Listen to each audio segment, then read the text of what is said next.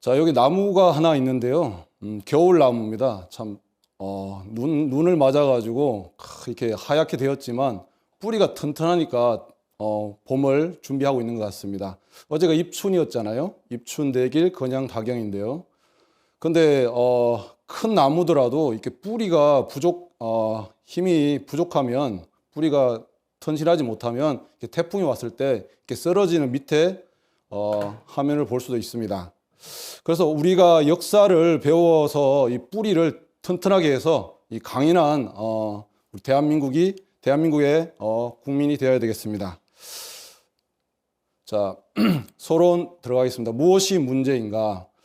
저희 대한사랑에서는 분노하라, 각성하라, 행동하라, 이게 세 개의 챕터로서 우리 역사를 전하고 있습니다. 오늘은 분노하라 부분입니다.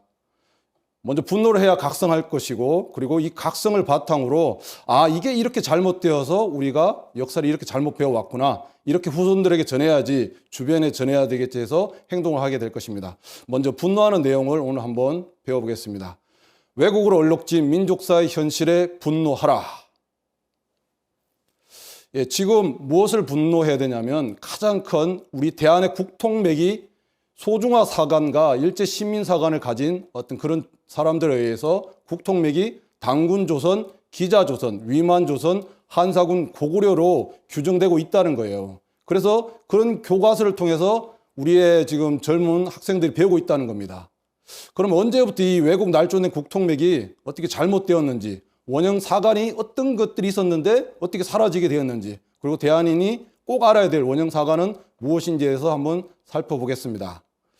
근데 대부분 20대나 30대, 10대는 더 그렇죠. 모른다, 관심 없다, 역사 배워서 돈이 되냐, 이런 얘기를 하고 있는데, 정말 그 앞에 본 나무처럼, 겨울나무의 그 한 그루의 겨울나무처럼 꿋꿋하게 우리 역사를 아는 사람들은 감히 그런 말을 안 할 거라고 생각합니다. 못 배웠기 때문에, 모르기 때문에, 아직까지 각성이 안 되었기 때문에 그렇다고 생각합니다.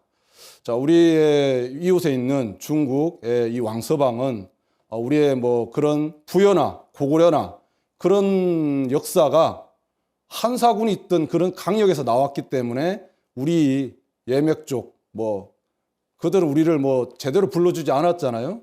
벌레로 이렇게 취급을 했는데, 동막예의지국인데 하여튼 그들은 좀 그런 한자를 통해서 우리를 갈시하고 그런 춘추필법을 써왔는데요. 고구려와 부여는 중국의 식민지에서 나왔다라고 이들은 계속 강조를 하고 있습니다.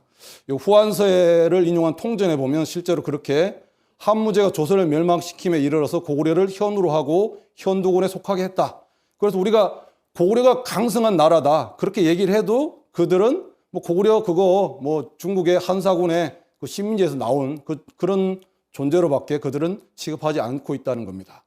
그럼 우리의 단군 조선과 고구려 백제 신라의 삼국의 사료들이 원형맥이라 할 수 있는 것들이 어떤 것들이 있었는지를 한번 보겠습니다. 먼저 한당국에 의하면 3세 가륵당군 때 단군 왕검의 손자입니다. 단군 왕검, 부루당군, 가륵당군 이렇게 3대로 이어지는데요.